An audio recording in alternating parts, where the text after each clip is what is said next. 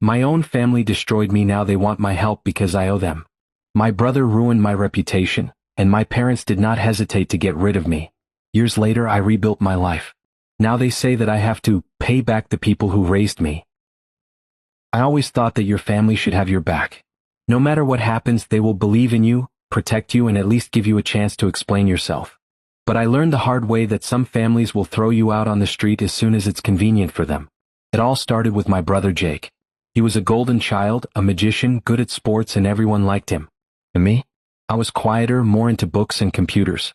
We were never close, but I never thought he would do what he did to me. When I was 19, in my second year at university, I came home for the summer. One night, money was missing from my father's wallet. It wasn't a lot, but it was enough to make him angry. The next day, Jake mentioned in passing that he had seen me sneaking around the living room late at night. I laughed, thinking it was a joke. But it wasn't a joke. Mom and Dad sat me down and asked me if I had anything to confess. I was confused. Confess to what? They said Jake had seen me stealing money. I told them that was ridiculous, but Jake stood there looking disappointed, shaking his head as if I had let everyone down. He went on and on about how he'd never thought I'd do something like that, but maybe college had changed me. I begged him to believe me. I swore I hadn't taken anything, but they wouldn't listen. My dad said he was tired of liars and told me to pack my things. My mom just stood there with her eyes down, not saying a word. That's how I left. My own family had thrown me out for nothing. I had no proof of my innocence, and Jake knew exactly what he was doing. I left with nothing but a duffel bag and nowhere to go. I spent some time on a friend's couch trying to work out what had happened.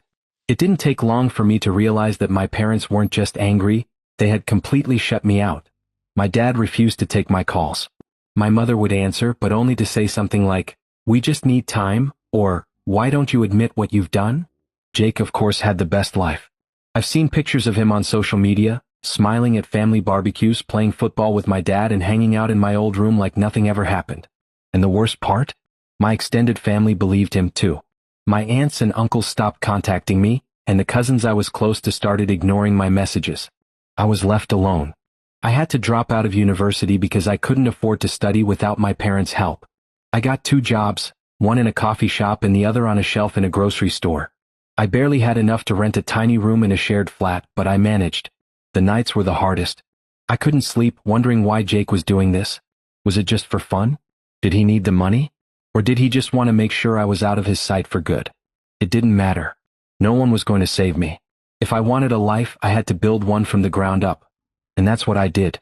It took years, but I rebuilt myself. I worked non-stop, saving every penny. After a year, I managed to go back to school, paying for my studies with a scholarship and every part-time job I could find. I had no support, no one to call when I failed. But maybe that was a good thing. It made me relentless. By the time I graduated, I had a decent job in the technology industry. It wasn't glamorous at first, but I worked my way up. Promotions and pay rises came, and eventually I landed a job in a company that paid more than I could have imagined. I moved to a new city, bought my own house, and felt stable for the first time in many years. I never contacted my family, and they never contacted me. I told myself I didn't care, that they were no longer my family. But every now and then I would catch myself checking Jake's social media. He was still living with my parents. No real job, just bouncing from one thing to another. Meanwhile, my parents were still living in the same house, still treating Jake like the perfect son. That's great. They had made their choice. I never looked back. Or at least I thought I was done until one night my phone rang. An unknown number. I hesitated before answering. It was my mom. And she was crying. Hearing her voice after all these years seemed surreal. For a second I thought maybe, just maybe, she was calling to apologize. To tell me they had finally seen the truth. But no. She barely gave me time to think before she launched into a sob story. My dad had recently lost his job.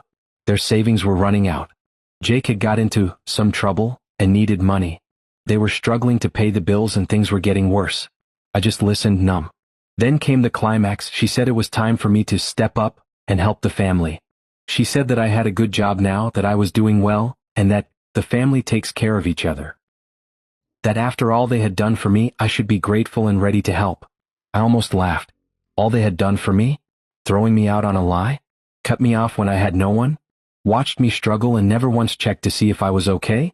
I asked her why she was calling me now after all this time. She hesitated and then said that she had forgiven me and wanted to move on. Forgave me. as if I was the one in need of forgiveness. I said I needed time to think about it and hung up.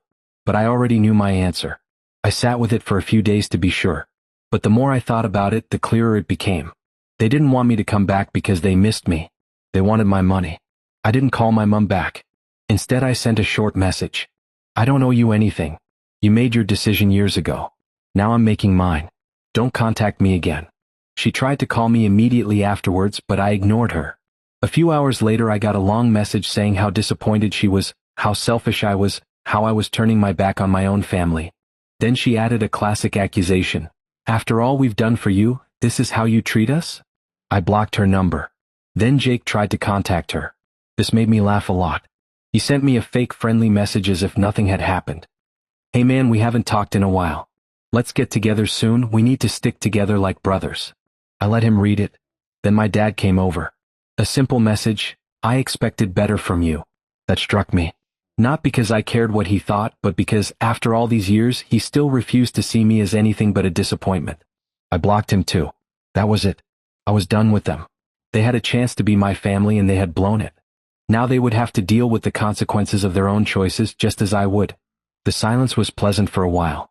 No more regrets, no more false apologies, no more expectations. I thought it was the end. But one day a friend from my hometown sent me a message. Dude, your mom just posted about you on Facebook. I didn't even have to look to see that it wasn't good. But curiosity got the better of me. I logged on to my old account and found her post. It was a long, dramatic rant about how she and my father had sacrificed everything to raise me, only for me to abandon them in their time of need. She wrote about how they had forgiven me for my mistakes, only for me to turn my back on them. And the worst part? She spoke as if I had become rich by deceiving people, as if I was a heartless, greedy person who refused to help my parents who were suffering. People believed this. Old family friends, distant relatives, even people I barely knew commented things like, "How could he do this to you? And he should be ashamed of himself." But the one that really made my blood boil? Jake, who commented, "I tried to talk to him, but I guess the money has changed him." It's sad. Has money changed me? No. Money didn't change me, it did. I could have ignored them. I could have let them say whatever they wanted. But I was tired of being a scapegoat. So I decided to respond. I did it in a simple way. I left a comment under my mom's post. You kicked me out on a lie. You never apologized. You didn't care until you needed something. Now you're trying to shame me for not letting you use me. Enjoy the bed you made. Then I logged off the system. Later, my friend told me that my comment had caused chaos. Some people started questioning my mom's story. Some even defended me, saying they remembered how suddenly I disappeared from my family's life many years ago. My mom tried to delete my comment, but by then too many people had seen it.